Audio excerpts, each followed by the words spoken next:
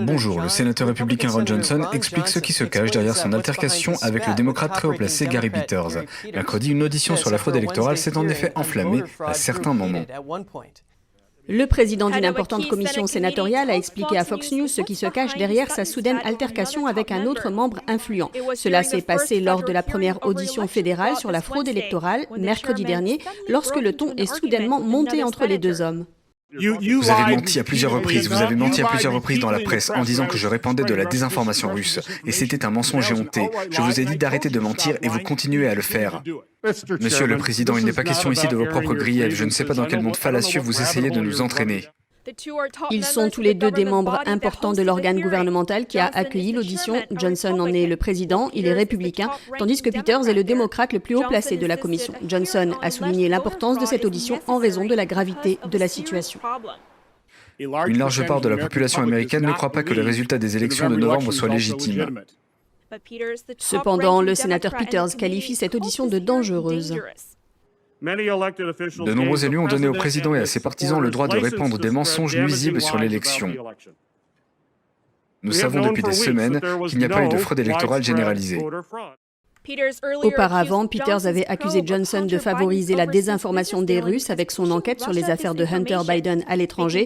Mercredi dernier, sur Fox News, Johnson a déclaré, je cite, « Le voilà, lors d'une audition qui n'a rien à voir avec la désinformation russe, en train de parler de cela comme si c'était une audience sur la désinformation russe », ajoutant que c'est la raison pour laquelle il a décidé de le rappeler à l'ordre. Je ne peux pas rester assis à écouter cela. Ceci n'est pas de la désinformation. L'audition aujourd'hui sert à obtenir des informations que nous devons examiner pour rétablir la confiance dans nos élections.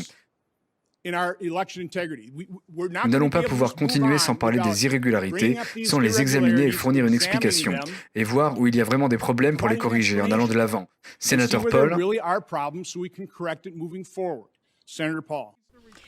Peters a répondu que Johnson portait de fausses allégations. C'est scandaleux ce que vous faites à cette commission. C'est ce que vous êtes en train de faire à cette commission en accusant à tort le président de diffuser de la désinformation. Vous êtes très loin de la vérité et vous continuez. Je suis donc obligé de répondre. Sénateur Paul. Le sénateur Peters n'a pas répondu à notre demande de commentaires. L'altercation mise à part, Johnson a déclaré qu'ils avaient fait des progrès dans l'audition. Il a ajouté que les témoins ont fourni de bonnes informations à la commission afin qu'ils puissent résoudre les problèmes et rétablir la confiance dans le système électoral américain.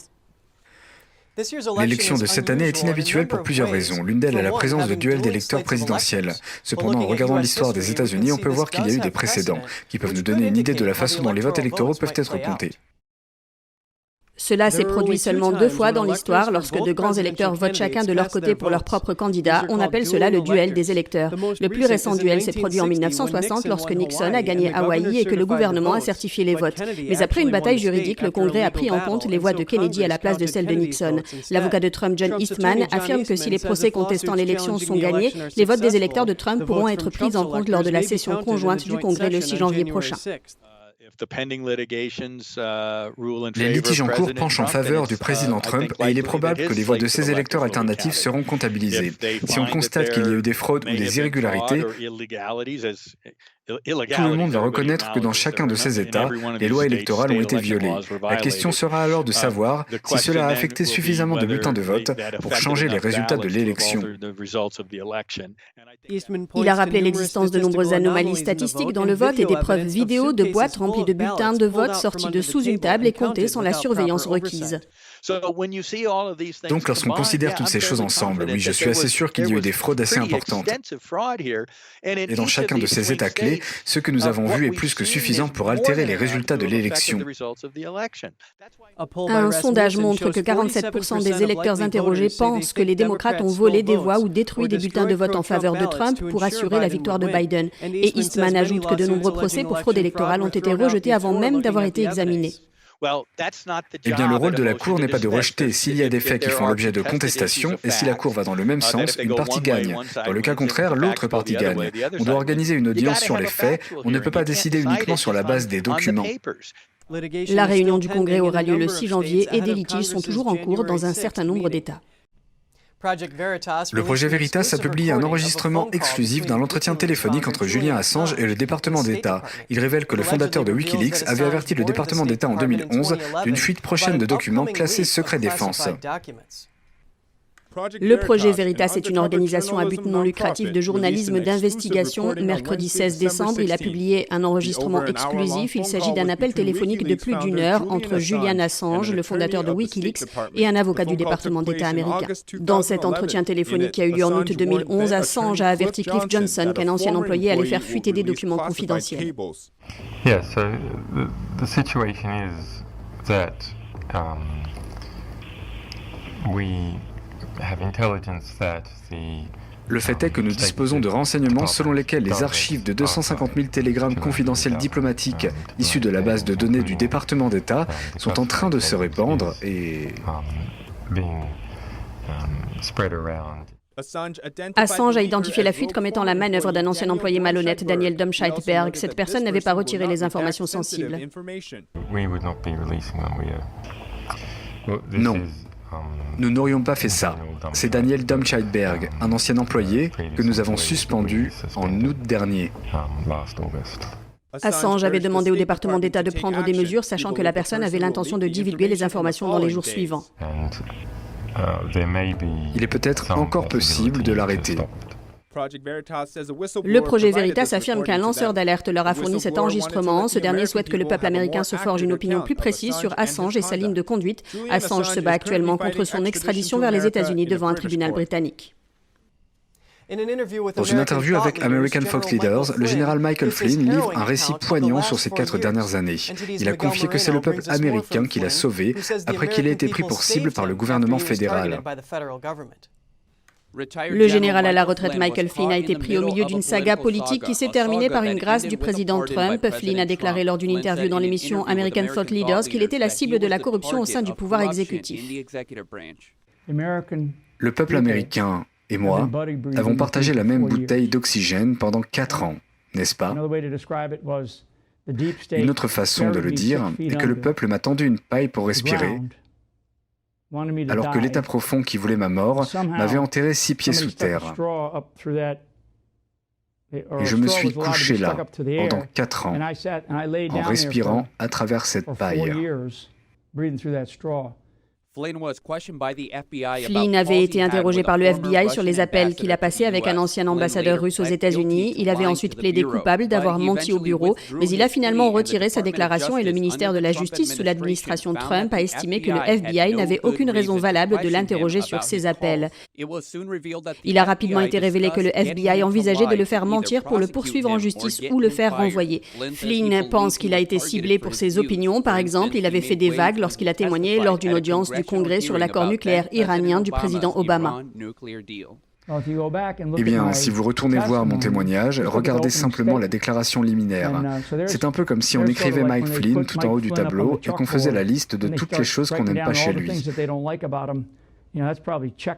C'est probablement la première raison, parce que c'est la seule initiative de politique étrangère désastreuse que l'administration Obama a prise avec le premier État au monde qui soutient le terrorisme. Flynn dit qu'il est remonté à la surface après des années de respiration assistée et qu'il est désormais devenu un bon nageur. Un banquier suisse affirme que son pays serait lié à de possibles transactions douteuses lors des élections américaines. L'homme a travaillé comme scrutateur dans son pays d'origine au cours des 30 dernières années. Un banquier suisse qui a observé les élections en Suisse pendant plus de 30 ans affirme qu'il y a des preuves de fraude dans les élections américaines. Le taux de participation des électeurs suisses est parmi les plus élevés au monde. Jusqu'à l'année dernière, le pays utilisait des systèmes électroniques. Ce scrutateur affirme que le système de vote particulier de son pays rend la fraude électorale courante. Certains experts en cybersécurité et d'autres personnes ont déjà soulevé le problème. Le banquier affirme que ce qu'il a vu lors des élections américaines de cette année ressemble à ce qu'il a vu pendant 30 ans en Suisse. Je peux affirmer avec certitude que ces logiciels sont pleins de portes dérobées et de moyens de tricher à de nombreux niveaux. Et je vais même dire que ces logiciels ont été fabriqués pour faciliter le travail de tricheurs. En s'exprimant au siège du Parti républicain à Washington, la procureure Sidney Powell a affirmé que les bulletins de vote américains ont été comptés en Allemagne et en Espagne. Le député du Texas, Louis Gohmert, a affirmé en novembre que l'armée américaine aurait saisi des serveurs en Allemagne auprès d'une société de logiciels de vote nommée Scytl. Il a fait référence à une source allemande. Le député affirme que les serveurs auraient des informations sur le nombre de votes falsifiés lors des élections générales. L'ancien général de l'armée de l'air, Thomas McNerney, a également affirmé dans une interview à WVW-TV que l'armée américaine avait saisi des serveurs à Francfort. NTD n'a pas vérifié l'information de manière indépendante, mais l'affirmation selon laquelle Scytl aurait joué un rôle dans la fraude électorale pourrait justifier une enquête plus approfondie. Powell a déclaré que Scytl avait des liens avec Dominion, une allégation que Scytl nie. Scytl fournit des systèmes de vote électronique, elle est basée en Espagne. En 2019, la Poste suisse a demandé à des pirates informatiques de tester la sécurité du logiciel de Scytl. Au niveau vote électronique, il y a notamment un journaliste genevois qui a réussi à tricher le système de vote genevois. Il a révélé les failles. Les autorités ont ensuite condamné le journaliste pour fraude électorale. Les autorités ont également décidé de ne plus utiliser le vote électronique en Suisse. Malgré cela, le service postal suisse a acheté le logiciel Scytl en mai 2020, 6 mois avant les élections américaines. Un geste que Siebenthal juge inexplicable, puisque la poste suisse n'est pas autorisée à l'utiliser. Il affirme que la fraude électorale est possible avec l'implication de pays étrangers. Donc, écoutez, la Suisse, on a une caractéristique en Suisse, c'est que de nombreuses organisations supranationales ou internationales ont une protection plus forte qu'une protection diplomatique. C'est-à-dire que personne ne peut aller perquisitionner les bureaux de la... Il ajoute que toutes ces anomalies l'incitent à poursuivre ses investigations, tandis que Powell et d'autres poursuivent également leurs enquêtes et leurs actions en justice pour réclamer des élections honnêtes.